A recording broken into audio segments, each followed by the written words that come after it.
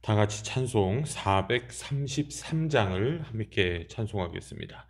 찬송가 433장입니다. 433장 찬송하겠습니다. 귀하신 주여 날 붙드사 주께로 날마다 더 가까이 저 하늘나라 나 올라가 구주의 품 안에 늘 안기어 영생의 복 받기 원합니다. 봉헌할 물건 나 없어도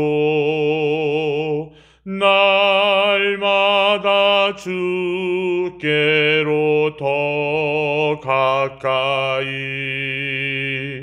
내 죄를 주께 다 고하니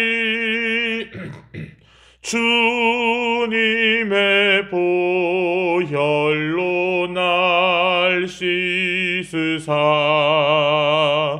눈보다 더 희게 하옵소서.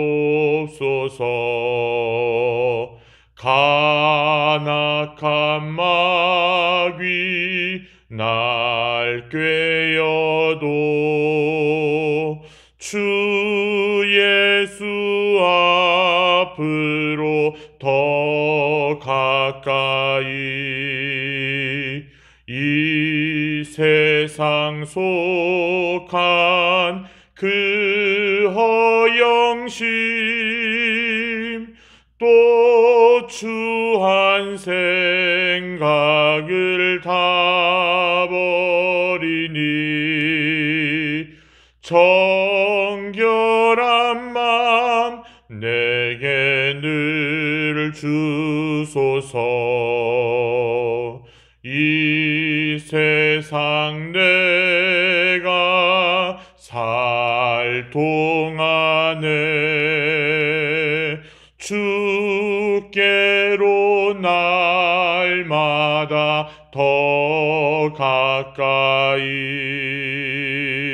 첩에는 천국 나 들어가 한없는 복락을 다 얻도록 풍성한 은혜를 주옵소서.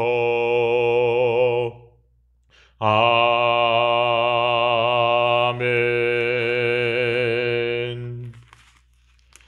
오늘 우리에게 주시는 하나님의 말씀 잠언 12장 말씀 함께 봅니다. 구약성경 924, 922, 923쪽 잠언 12장 말씀입니다.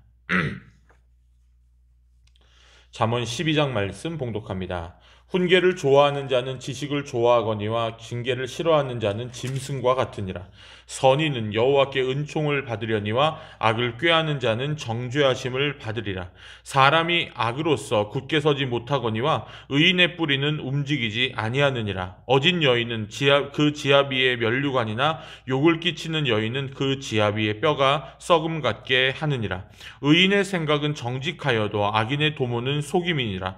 악인의 말은 사람을 엿보아 피를 흘리자 하는 것이니와 정직한 자의 입은 사람을 구원하느니라. 악인은 엎드러져서 소멸되려니와 의인은 의인의 집은 서 있으리라.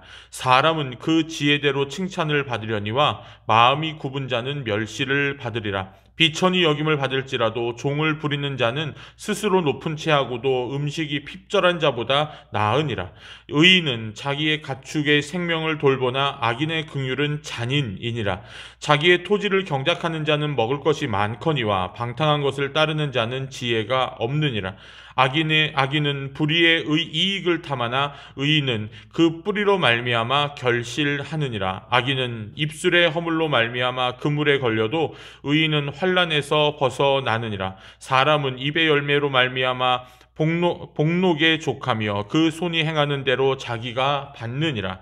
미련한 자는 자기 행위를 바른 줄로 여기나 지혜로운 자는 권고를 듣느니라. 미련한 자는 당장 분노를 나타내거니와 슬기로운 자는 수욕을 참느니라. 진리를 말하는 자는 의의를 나타내어도 거짓 증인은 속이는 말을 하느니라.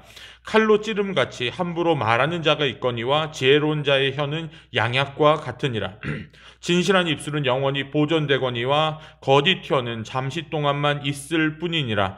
악을 꾀하는 자의 마음에는 속임이 있고 화평을 의논하는 자에게는 희락이 있느니라. 의인에게는 어떤 재앙도 임하지 아니하려니와 악인에게는 양화가 가득하리라. 거짓 입술은 여호와께 미움을 받아도 진실하게 행하는 자는 그의 기뻐하심을 받느니라. 슬기로운 자는 지식을 감추어도 미련한 자의 마음은 미련한 것을 전파하느니라. 부지런한 자의 손은 사람을 다스리게 되어도 게으른 자는 불임을 받느니라. 근심이 사람의 마음에 있으면 그것으로 번뇌하게 되나 선한 말은 그것을 즐겁게 하느니라. 의인은 그 이웃의 인도자가 되나 악인의 소행은 자신을 미혹하느니라.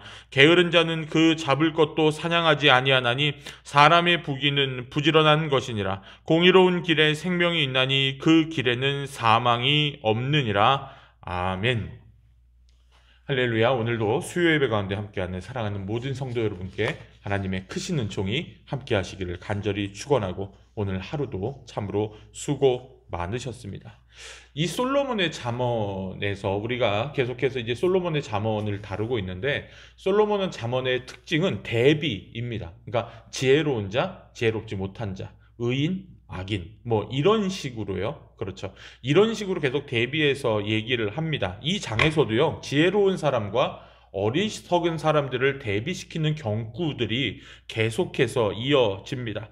지혜로운 사람에 대해서는 이렇게 말합니다. 2절에 선한 사람, 5절에 의인, 6절에 정직한 사람, 16절에 슬기로운 사람, 17절에 진실을 말하는 사람, 그리고 24절과 27절에 부지런한 사람과 같은 표현들, 선한 사람, 의인, 정직한 사람, 슬기로운 사람, 진실을 말하는 사람, 부지런한 사람, 이런 사람이 모두 다 하나님 앞에 지혜로운 사람이라고 말을 합니다. 반면 어리석은 사람에 대해서 하시는 말씀을 한번 들어보십시오. 2절에 악한 사람, 5절에 악인, 16절에 미련한 사람, 17절에 거짓 증인, 24절과 27절에 게으른 사람, 이런 사람이 하나님 보시기에 악인이라고, 지혜롭지 못한 사람들, 악한 사람, 악인, 미련한 사람, 거짓 증인, 그리고 게으른 사람, 이런 표현들이 사용이 되죠.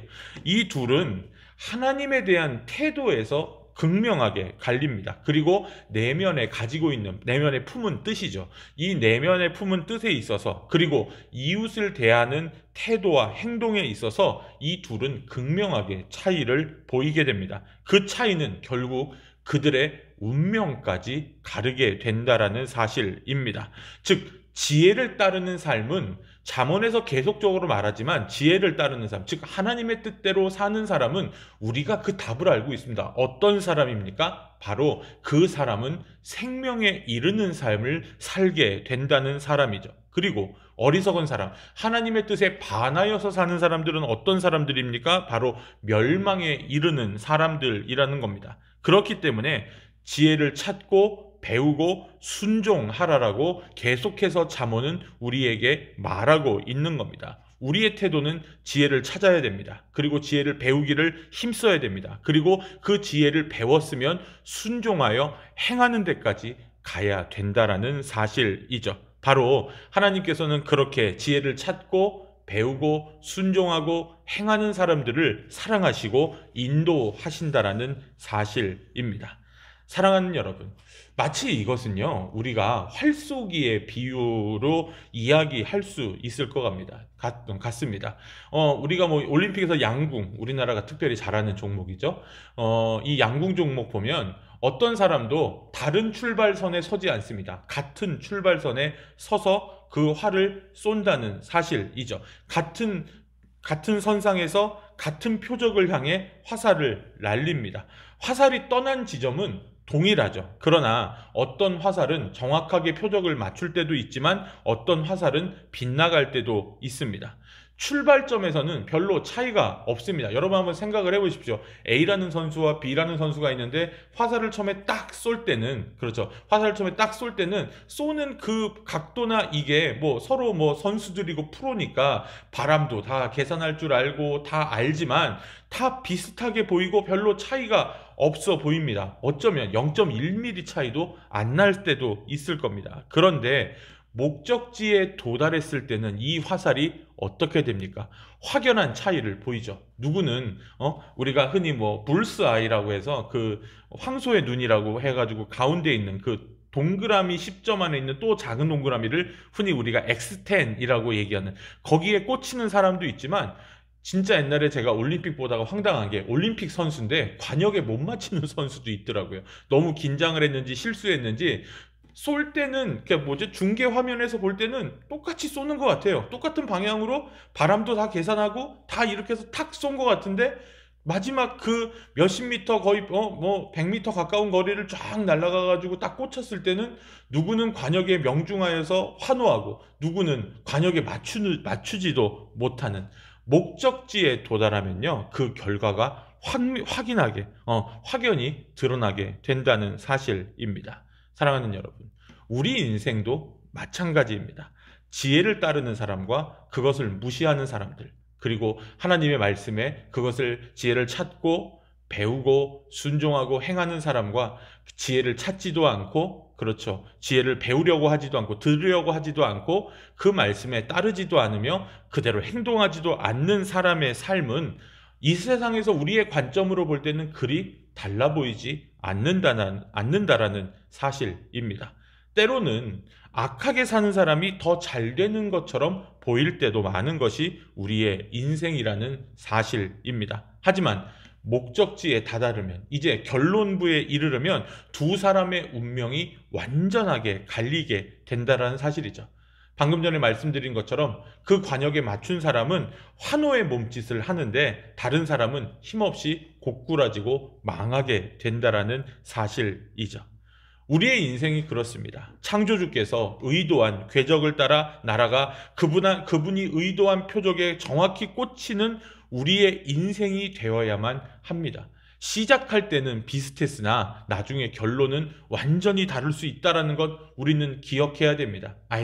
이거 한번 그냥 무시해? 이거 한번 내가 하나님 뜻인 거 알면서도 순종하지 않아? 행하지 않아? 그런데 여러분, 그 사소한 실수가 한 번의 선택이 10년을 좌우한다라는 유명한 광고 문구가 있는 것처럼, 여러분, 그 한 번의 선택이 우리의 인생의 결론을 달리할 수도 있다라는 사실은 우리가 분명하게 기억해야 한다는 사실입니다. 그래서 여러분, 우리가 그분의 인도하심을 따라 그분이 의도하는 궤적으로 향해서 표적에 정확히 꽂히는 그런 인생이 되기를 바랍니다. 그것은 그분의 말씀을, 그분의 지혜를 찾고 그분의 지혜를 배우며 또한 그분의 지혜에 순종하고 그분의 지혜에 따라 행하는 삶 가운데 가능한 일이라는 것이죠. 그렇기 때문에 우리는 오늘도 그리고 매일매일 주님의 뜻을 기억하며 한 걸음 한 걸음 그 뜻을 따라 살기를 소망합니다. 날마다 그렇게 살아가는 저와 여러분 되시기를 주님의 이름으로 간절히 축원합니다. 기도하겠습니다.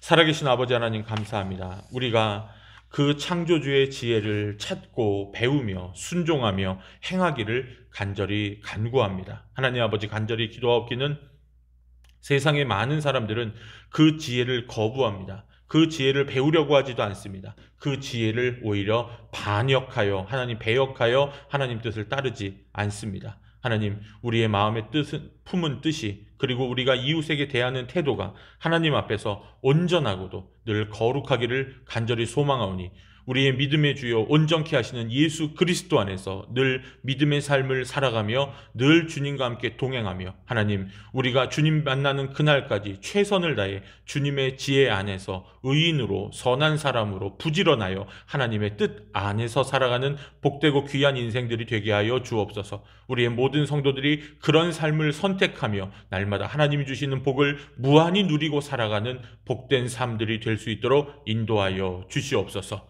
주 예수 그리스도의 은혜와 하나님 아버지의 크신 사랑하심과 성령님의 교통하심이 이제 예배를 드리고 돌아가는 사랑하는 모든 성도들의 삶 가운데 차고 넘치시기를 간절히 축원하옵나이다. 아멘. 예배를 마쳤습니다. 남은 저녁도 남은 한 주간도 주님 안에서 평안하시기를 간절히 축원합니다. 감사합니다.